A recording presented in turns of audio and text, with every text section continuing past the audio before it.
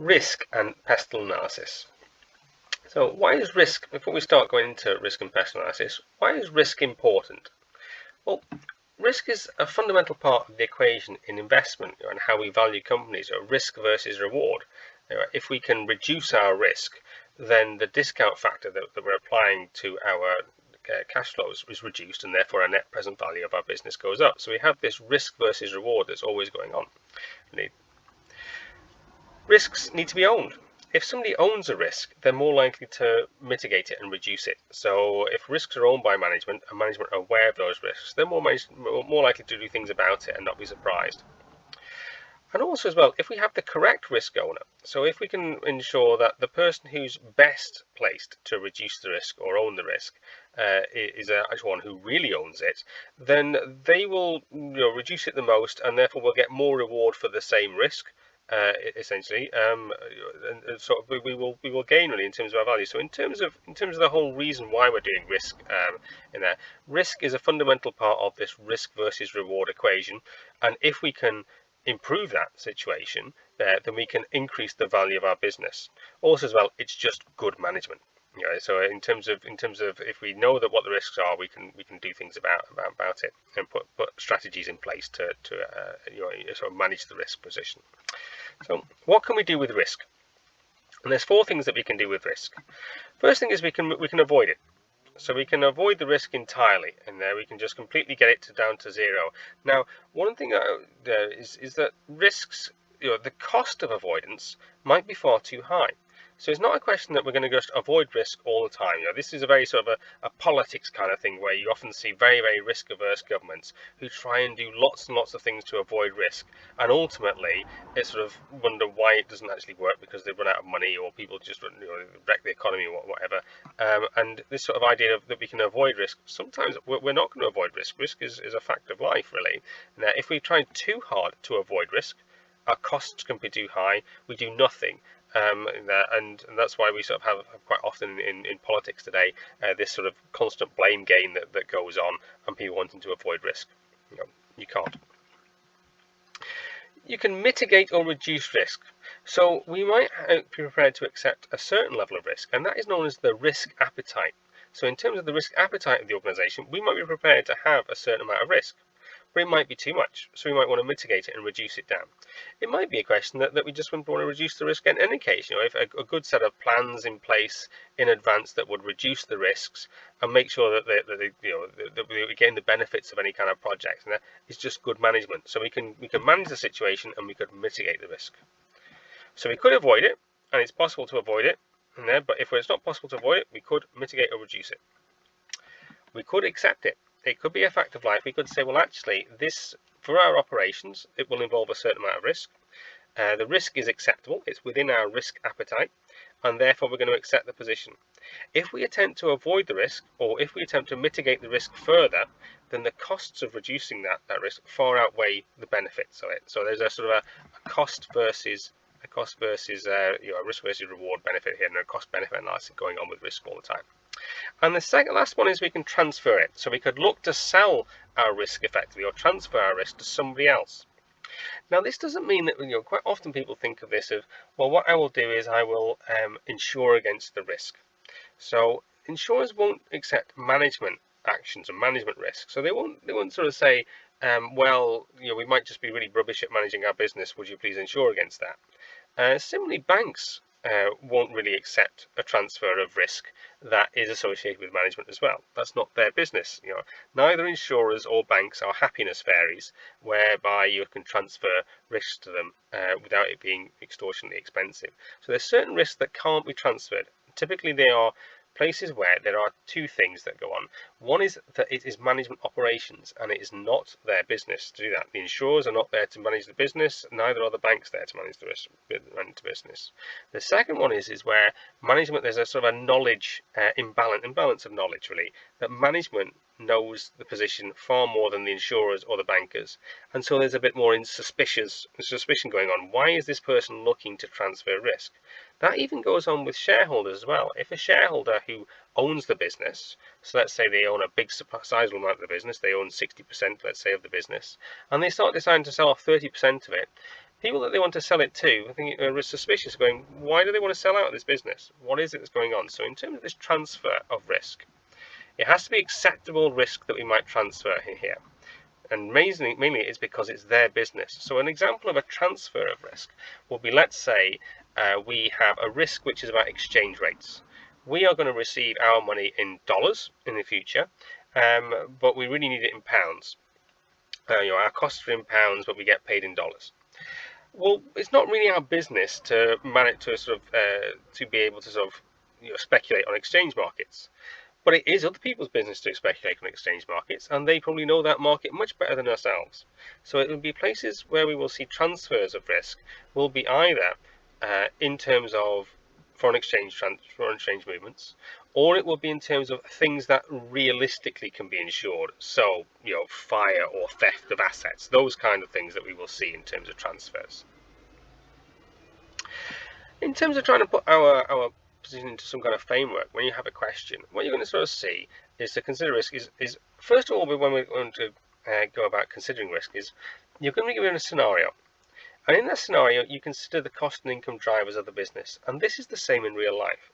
In real life, we consider what is it that actually drives our business, the cost and the income drivers of our business. What are the key things that drive income? What are the key things that drive our costs? So we get those in our head. That's step number one. What are we doing? And you'll see that typically in the question scenario that's given to you.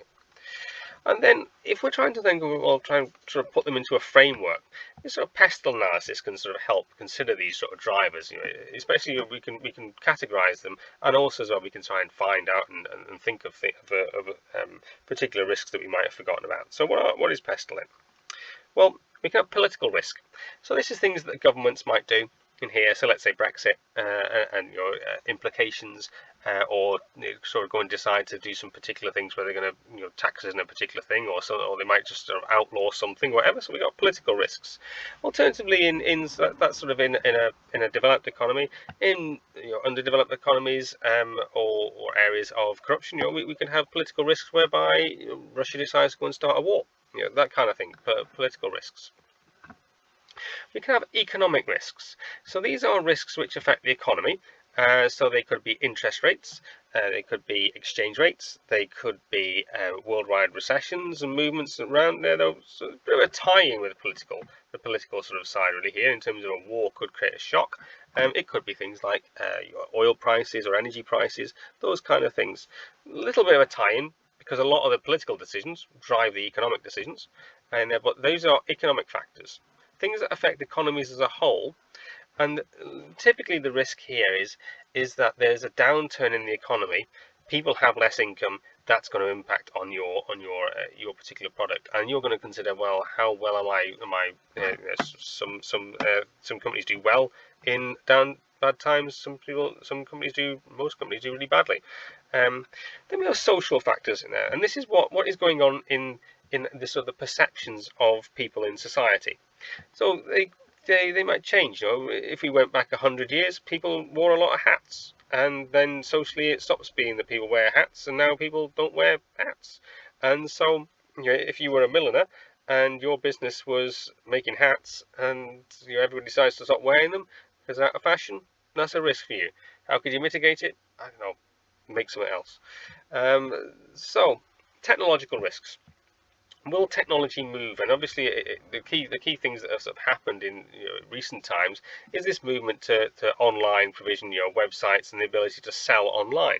Can you trade without being able to have an online platform? People expecting things to be more instantaneous, and that sort of connection as well, social media and what have you. Technological risks in terms of social media, in terms of the way in which it's controlled. How is the perception of your company? We have legal risks, in terms of what is the legal position that we might decide, and if we decide to break the law, which we can do. We can decide to break law. What's the chances of us getting caught? What is the chances of the cost? Now, in the end of this presentation, we'll see where we decide to sort of break the law and make a decision. And then we have environmental risks. So environmental risks can a little bit tie up with now with social ones as well. So previously it used to be on its own in terms of, well, what would we be doing to the environment? Yeah, let's say we're going to pollute a river, something like that. And nowadays we could have something where we got a social position of, we are a tourist company and one of our excursions is petting tigers, baby tigers, and well, what's that doing for the environment for tigers, and also is it socially acceptable anymore? Those kind of things in there. We were a trophy hunting company or what have you. These things that might not be acceptable nowadays. So you've got those ones there, and really combined with the scenario that you have where you think about, well, what is this business? And you'll have some data in the scenario where it'll set out the cost and income drivers of the business. Well, what it does there, you'll then say, well, what drives this business? What are the cost and income drivers of this business? And then you're going to put them into these frameworks. Yeah. Let's give an example then of because it's not a question that we're always going to have this situation whereby we're avoiding risk. So this is a pretty contentious position recently, and this is one where a company's decided that it's going to accept a lot of risk. It's going to go ahead with a decision in there. It's going to sack 800 of its ferry staff, and there it's going to then remove them. It's going to break the law, so it's going to have a legal risk in there. It's not going to follow employment law consultation requirements. It's going to turf the staff members off with security guards in balaclavas, and there, so it's got social risks going on there. And it's going to make an economic decision that it's going to employ people at less than minimum wage to replace these staff members, because legally it can do, because its business is the ferries going into docks where it can do that. So what we can see here is a decision whereby, from an economic point of view, a company has decided to do something which it thinks it's in its best interest. It's certainly not avoiding risk. It's not attempting to mitigate risk either. It's doing that. It's decided to accept the risk. It's not transferred it to anybody else, and it's decided to accept a lot of risk as well. You could argue then, you could say, well, this didn't really work out particularly well, because politically, what's the political risk here? Well, the ministers and the government is obviously very upset about this. It will cancel ferry contracts. It could look to change the law. It could give access to or change access to docks and whatever. It's sort of economic risk. Well, the economic risk or the economic position here was that there's parts of the world that pay lower wages, and therefore that's a risk that if we kept going paying higher than those wages, we're uneconomic. So that's going in the other direction. We've got our social position, and the social position here is that it was considered pretty poor form, really, and there's lots of sort of protests against this company. And then we've got our sort of technological one, not really a technological one here. We've got legal, and here we've got legal going in two different directions. The legal risk that you could take, which is if you followed the employment law and consulted fully with the unions in advance, is that perhaps these ferry workers would have protested in a way that would have prevented access to the ferries. Let's say they barricade them into the ferries. Not realistic, because they'd run out of food and whatever. But that's probably the reason why the company went down this route. Really, the legal position on the other side is that clearly it didn't really follow employment law about consultation on redundancies. And so we've got that there. And then in terms of environmental, well, this is a question of a minimum wage legislation and what's fair wages and how it's perceived, and tied up again with the social position of how that's viewed. So we've got this kind of thing here. It's a real life example of how it's. Though you can make a decision about whether it was the right call or not. Probably wasn't how it turned out in the end. Thanks for listening. It's the end of this one.